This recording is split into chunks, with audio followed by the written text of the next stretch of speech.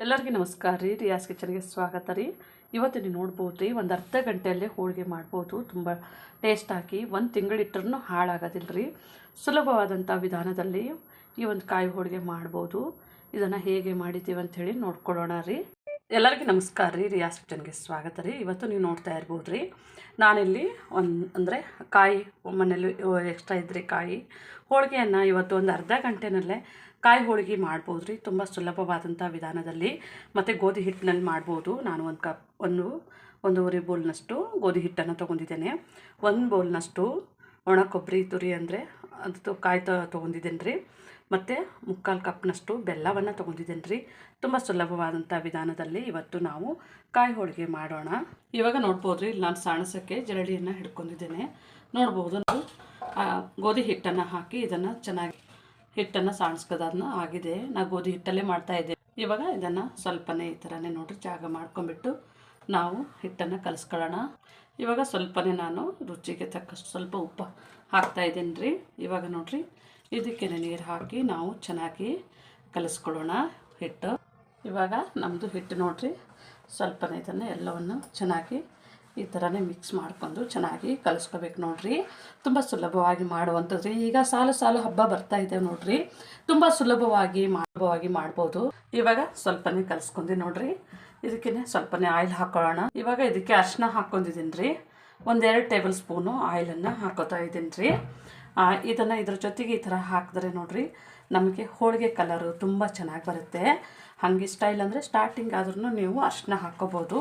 ಇದನ್ನು ಇದರೊಟ್ಟಿಗೆ ಚೆನ್ನಾಗಿ ಇವಾಗ ನಾವು ಅರಿಶಿನ ಹಾಕೊಂಡು ಕಲಿಸ್ಕೊಂಡ್ಮೇಲೆ ಸ್ವಲ್ಪನೇ ನೀರನ್ನು ಇನ್ನೂ ಸ್ವಲ್ಪ ನೀರು ಹಾಕಿ ಇದಕ್ಕೆ ಚೆನ್ನಾಗಿ ಸ್ವಲ್ಪ ಇವಾಗ ನಮ್ಮದು ಹಿಟ್ಟು ರೆಡಿ ಆಗಿದೆ ರೀ. ಸ್ಮೂತಾಗಿಯೇ ನಾನು ಹಿಟ್ಟನ್ನು ಕಲಿಸ್ಕೊಂಡಿದ್ದೇನೆ ನೋಡ್ಬೋದು. ಇದನ್ನು ನಾವು ಮುಚ್ಚಿ ಇಟ್ಕೊಳ್ಳೋಣ ರೀ. ಇವಾಗ ನೋಡಿರಿ, ನಾನು ಬಾಣಲೆಯನ್ನು ಇಟ್ಕೊಂಡಿದ್ದೇನೆ. ಇದಕ್ಕೇ ನಮ್ಮದು ಕಾಯಿನ ಹಾಕ್ಕೊಳ್ಳೋಣ. ಇವು ನೋಡಿರಿ, ನೀವು ಇದು ಹೋಳಿಗೆ 1 ತಿಂಗಳಿಟ್ಟರೂ ಹಾಳಾಗಲ್ಲ. ಈಗ ಬೇಕ್ರಿ ಒಳಗೆ ಮತ್ತು ಹೊರಗಡೆ ಮಾಡ್ತಾರೆ ನೋಡಿರಿ, ಅದೇ ಥರನೇ ಈ ಥರನೇ ಸ್ವಲ್ಪ ನಾವು 1-2-3 ನಿಮಿಷಗಳ ಕಾಲ ಇದನ್ನು ಈ ಥರನೇ ನಾವು ಫ್ರೈ ಮಾಡ್ಕೋಬೇಕ್ರಿ. ಇವಾಗ ಸ್ವಲ್ಪನೇ ನಮ್ಮದು ಪರಿಮಳ ಬರ್ತಾ ಇದೆ ರೀ, ಅಂದರೆ ಸ್ವಲ್ಪ ನಮ್ಮದು ಕಾಯಿ ಪರಿಮಳ ಬರ್ತಾ ಇದೆ. ಇವಾಗ ನೋಡಿರಿ, ನಾವು ಇದಕ್ಕೆ ಬೆಲ್ಲವನ್ನು ಹಾಕ್ಕೊಳ್ಳೋಣ. ತುಂಬ ಸುಲಭವಾಗಿ ಮಾಡ್ಬೋದು ರೀ, ಮತ್ತು ಇಡ್ಲಕ್ಕೂ ತುಂಬ ಚೆನ್ನಾಗಿರುತ್ತೆ. ಈ ಥರ ನಾವು ಫ್ರೈ ಮಾಡ್ಕೊಂಡ್ರೆ ನಮಗೆ ತಿನ್ನೋದಕ್ಕಾದ ಟೇಸ್ಟ್ನೂ ಚೆನ್ನಾಗಿರುತ್ತೆ ಮತ್ತು ಹಾಳಾಗೋದಿಲ್ಲ ಬೇಗ.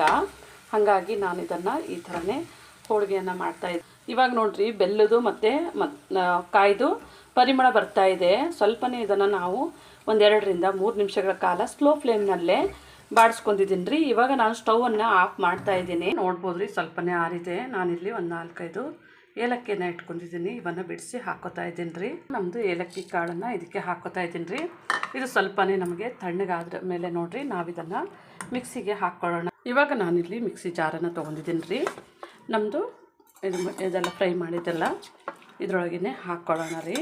ಹಾಕ್ಕೊಂಡು ನಾವು ನೈಸಾಗಿ ಮಿಕ್ಸಿ ಮಾಡಬೇಕು. ಇವಾಗ ನೋಡ್ಬೋದು ರೀ, ನಾನು ಇದನ್ನು ಮಿಕ್ಸಿ ಮಾಡ್ಕೊತಾ ಇದ್ದೀನಿ. ಇವಾಗ ನೋಡ್ಬೋದು ರೀ, ನಾನು ಮಿಕ್ಸಿ ಮಾಡ್ಕೊಂಬಂದಿದ್ದೇನೆ. ಇದು ಆದಷ್ಟು ಎಷ್ಟಾಗುತ್ತೆ ಅಷ್ಟು ನೈಸಾಗಿಯೇ ಮಾಡ್ಕೊಂಬಂದಿದ್ದೀನಿ ರೀ. ನೋಡ್ಬೋದು, ನಮ್ಮದು ಈ ಥರ ನಾವು ಈ ಥರ ಕಟ್ಟಿದ್ರೆ ನೋಡಿರಿ, ನಮಗೆ ನಾವು ಹೂರಣ ಹೆಂಗೆ ಮಾಡ್ಕೊತೀವಿ ನೋಡಿರಿ, ಸೇಮ್ ಅದೇ ಥರನೇ ಬಂದಿದೆ ನಮಗೆ. ಇವಾಗ ನಾನು ತೆಗೆದು ಹಾಕ್ಕೊಂಡಿದ್ದೇನೆ ರೀ. ಇವಾಗ ನಂದು ಎಲ್ಲವನ್ನು ನಾನು ಪುಡಿ ಮಾಡಿ ಇಟ್ಕೊಂಡಿದ್ದೇನೆ ರೀ, ಅಂದರೆ ಮಿಕ್ಸಿ ಮಾಡಿ ಇಟ್ಕೊಂಡಿದ್ದೇನೆ. ಈ ಥರ ಕಟ್ಟಿದ್ರೆ ನೋಡಿರಿ, ನಮಗೆ ಇದು ಒಳ್ಳೆಯ ಥರ ಹೂರಣ ಹೆಂಗೆ ಮಾಡ್ಕೋಬೇಕಂತೇಳಿ ಈ ಥರನೇ ಬರುತ್ತೆ ನೋಡಿರಿ. ನಮಗೆ ಆಯಿಲ್ ನೋಡಿರಿ ಯಾವ ಥರ ಹತ್ಕೊಡ್ತದೆ. ಇವಾಗ ನೋಡ್ಬೋದು ರೀ, ನಾನು ಇದನ್ನು ಚೆನ್ನಾಗಿ ಈ ಥರನೇ ಒರೆಸಿ ಕಲಿಸ್ಕೊಂಡಿದ್ದೇನೆ. ನೋಡ್ಬೋದು, ನಮ್ಮದು ಆಯಿಲ್ ಬಿಟ್ಕೊಂಡಿದೆ ರೀ. ಇವಾಗ ನಾನು ಇದನ್ನು ನಮಗೆ ಯಾವ ಸೈಜ್ ಬೇಕೋ ಆ ಸೈಜು ಮಾಡ್ಕೋಬೋದು ರೀ. ತುಂಬ ಸುಲಭವಾಗಿ 1 ತಿಂಗಳು ಸಹ ಇರ್ಬೋದು ರೀ. ವಾರಕ್ಕೆ ಹಾಗೆ ಹೋಗ್ತದಂದರೆ ಈ ಥರ 1 ತಿಂಗಳಾನ್ಗಟ್ಲೆ ಇಟ್ಟರು ತುಂಬ ಚೆನ್ನಾಗಿರುತ್ತೆ. ಒಳ್ಳೆ ಟೇಸ್ಟ್ನೂ ಇರುತ್ತೆ ರೀ. ಒಳ್ಳೆನಲ್ಲಿ ಈ ಥರನೇ ಮಾಡಿಟ್ರೆ ಮಕ್ಕಳಿಗೆ ಮತ್ತು ದೊಡ್ಡವರಿಗೂ ತಿನ್ಬೋದು ರೀ. 1 ತಿಂಗಳಿಟ್ಟರೂ ಇದು ಹಾಳಾಗೋದಿಲ್ಲ. ನಾನು ನೀರೇನೂ ಹಾಕಿಲ್ಲ ಇದಕ್ಕೆ.